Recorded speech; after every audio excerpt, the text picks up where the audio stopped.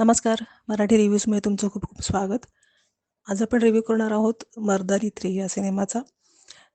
तर त्याचे जर तुम्ही पहिले 2 पार्ट्स पाहिले असतील तर नक्कीच तुम्ही त्या सिनेमाचे चाहते असाल. त्याच्यात कुठले विषय घेतले जातात याचा तुम्हाला अंदाज असेलच.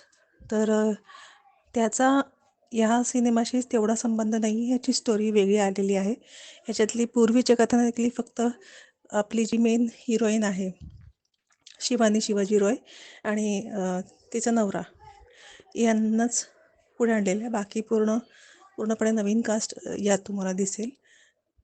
तर जाणून घेऊया पॉझिटिव्ह निगेटिव्ह काय आहे. तर सॉरी बॅकग्राऊंडमध्ये आवाज आहे, काय करणार. आमच्या इकडे रात्र असो दिवस असो असाच कलकलाट चालू असतो, सो त्याबद्दल क्षमस्व. तर येऊया पॉझिटिव्ह गोष्टीकडे.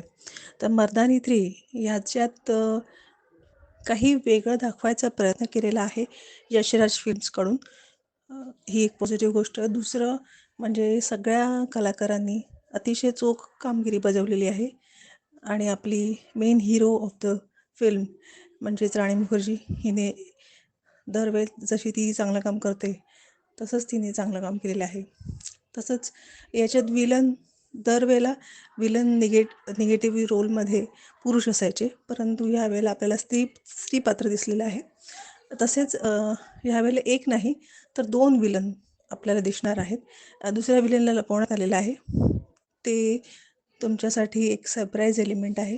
तसंच या सिनेमामध्ये आपल्याला जाणवेल की 93 मुलींना किडनॅप करण्यात येतं, परंतु त्यांच्याकडून रक्कम मागण्यात येत नाही त्यांच्या कुटुंबियांकडून, किंवा त्या मुलांना भीक मागण्यासाठी सुद्धा ठेवलं जात नाही. आणि त्या ज्या मुली आहेत त्या असतात 8 ते 10 किंवा 8 ते 11 ह्या वयोगटातल्याच मुली असतात. फक्त त्यांनाच पकडण्यात येतो हे आपल्याला दाखवलेलं आहे. आणि त्यांना का पकडण्यात येतं हे जाणून घेण्यासाठी हा सिनेमा आपल्याला पाहावा लागेल. आणि ते पकडून झाल्यानंतर शिवानी शिवाजी रॉय त्या मुलींना कशी सोडवते हे पाहण्यासाठी आपला सिनेमा पाहावा लागेल. तर जनरली आपण सगळ्या सिनेमांमध्ये पाहतो की त्याचा पूर्वार्ध असतो तो थोडा स्लो असतो, बेस तयार करण्यासाठी असतो. परंतु उत्तरार्ध असतो तो अतिशय उत्कंठापूर्वक दाखवलेला असतो, उत्कंठावर्धक असतो आणि फास्ट पेस असतो. परंतु ह्या सिनेमाचा जो पूर्वार्ध आहे तो जास्त चांगला, बेस त्याचा खूप चांगला झालेला आहे. परंतु उत्तरार्धामध्ये जसं ज्या प्रकारे उच्चांक लेवल यायला हवा तो तेवढ्या उच्चांक लेवलला सिनेमा पोचू शकत नाही. तेवढा नाही, म्हणजे अगदीच काही फेल नाही, पण ओके ओके.